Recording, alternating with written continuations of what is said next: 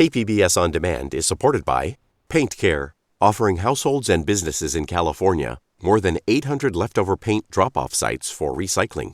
Quantities of 100-plus gallons of paint may qualify for a large volume pickup. Learn more at paintcare.org.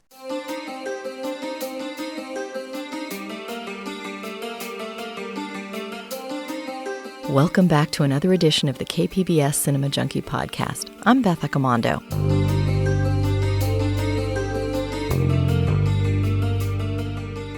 And I'm in Wales at the Abertoir Horror Film Festival, where I've already seen a couple of wild Asian extreme films and some classic British horror cinema. And I'll have a podcast interview tomorrow with Italian composer Fabio Frizzi. But I wanted to make sure and take a break from my horror fest to review Trumbo. In a year when I was breathlessly awaiting a new Bond film and a promising Star Wars installment, Trumbo was the film that in some ways I was most excited about because it combines so many elements I love. It's a film about Hollywood. It's about a dark chapter in U.S. history that needs more light shined on it. It boasts Bryan Cranston, Helen Mirren, John Goodman, and Diane Lane. And it's a film about ideas. The trailer alone got me fired up about the film because it crackled with some great dialogue delivered with verve by Cranston. Take a listen. I love our country, and it's a good government, but anything could be better. You talk like a radical, but you live like a rich guy. It's the perfect combination. The radical may fight the purity of Jesus, but the rich guy wins with the cunning of Satan. Your next deal is going to make you the highest paid writer in Hollywood. Where do I sign? Are you not, or have you ever been a member of the Communist Party? Many questions can be answered yes or no only by a moron or a slave. No studio will ever employ a member of the Communist Party. Decent Americans feel that Hollywood is just a haven for overpaid traders. Buddy, I got nothing to say to you. we do what everyone says we can't. We write. Are you out of your mind? Congress has no right to investigate what we think or how we make movies. I'll write you a movie. And you don't want your name on it? No, you don't want my name on it. Especially if you're still up to stuff. Are you? Perpetually. The Blacklist is alive and well, and so is the black market. We should all be prepared to go to prison. I don't think you're willing to lose all of this just to do the right thing. You don't end something like this by giving them what they have no right to ask. Phone for you. Oh, who is it? But there's a good story in there about one man who tried to take on the whole world. And what's the title? Spartacus. If we get one big movie, we can get all the big movies. Then this whole rotten thing could collapse. If there is some other writer's name on it, don't believe it. Fire Dalton Trumbo. I don't think you and me are going to be pals.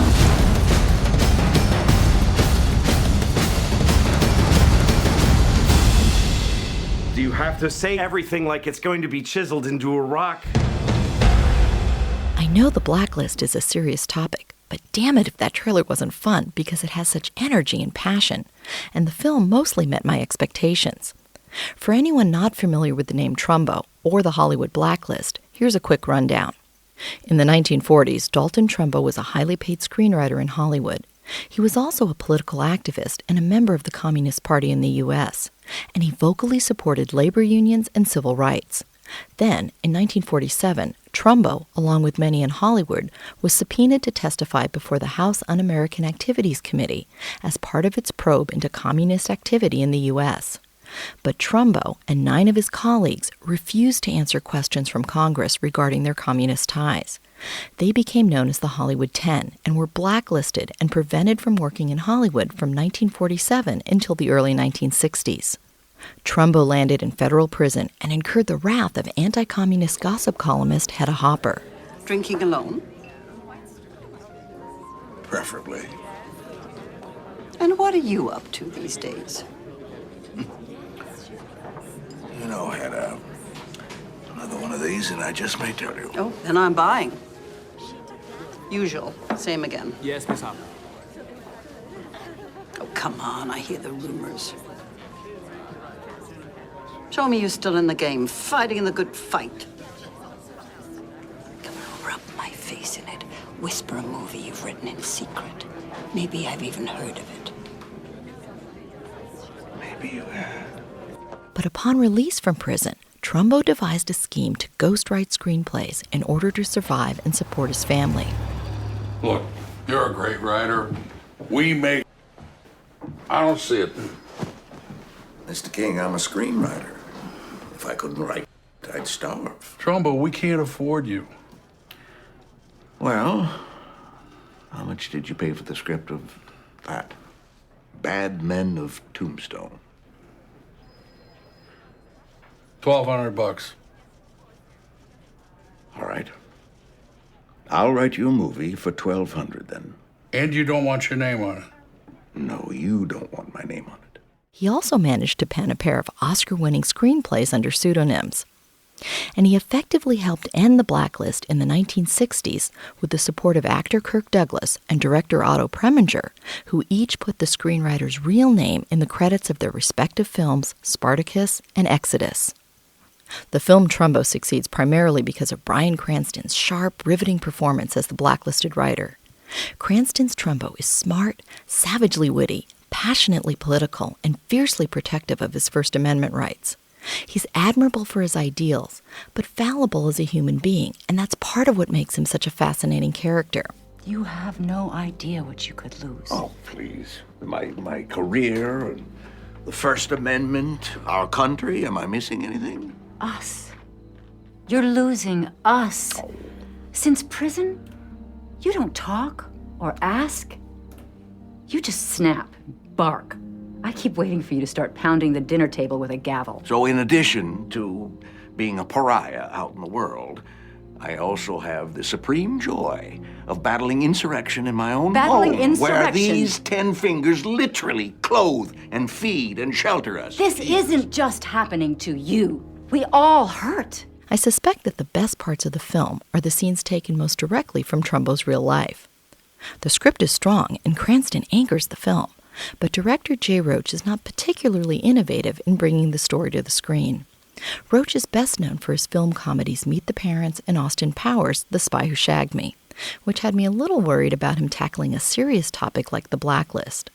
But Roach has done more serious and socially conscious work on the small screen with Recount and Game Change. Roach crafts the film with a good sense of pace and appreciation of the issues at stake. This is an Oscar bait film that knows it's about something important, but doesn't puff itself up with a somber sense of self-importance. Roach captures Trumbo's spirit, wit, and determination, and uses that to expose a dark and ugly moment in America's not-too-distant past. The film reminds us that the House Un-American Activities Committee was operating until 1975, a mere 4 decades ago. And if lives had not been damaged and destroyed by the Blacklist, the whole thing would seem like a ridiculous comedy, because it seems like any rational, intelligent person would see how absurd it all was, and how offensively contrary the House Un-American Activities Committee was to what America was founded on. It was the committee that was un-American, not the people it was investigating. Roach does a solid job of directing, but the film lacks a little fire and creativity in terms of its execution. But it has enough in its favor to still make it one of the top 10 films of the year. There are an embarrassingly small number of films that have looked to the Blacklist, most notably the documentary Hollywood on Trial and the films The Front, Guilty by Suspicion, and most recently, Good Night and Good Luck. What happened during the Blacklist is something that makes me sick to my stomach because it so offends my sense of what's right and goes so contrary to what this country is meant to stand for. There are a lot of issues worth fighting for, but our right to freedom of speech is just so fundamental that to deny it in any way infuriates me, and I'm not sure I could have been as gracious and forgiving as Trumbo was about how his rights were denied. Trumbo is a film with something to say, and the passion and wit to say it well. Hollywood loves films about itself, even when the focus is on an embarrassing chapter in its history. It's also fitting that a film about a screenwriter reminds us how delicious it is to hear well-written dialogue, in this case from John McNamara, with some additional thanks to Bruce Cook, who wrote the book Dalton Trumbo, on which the film is based. If you want a film that will entertain you as well as remind you what things in life are worth fighting for, then go out and see Trumbo this weekend. It's also a chance for us to pay tribute to Dalton Trumbo and the Hollywood 10. Thanks for listening to another edition of the KPBS Cinema Junkie podcast.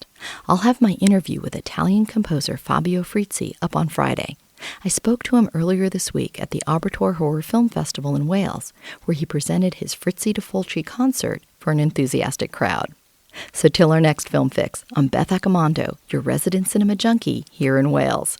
And let's go out with some music from Fabio Frizzi's score for Zombie 2.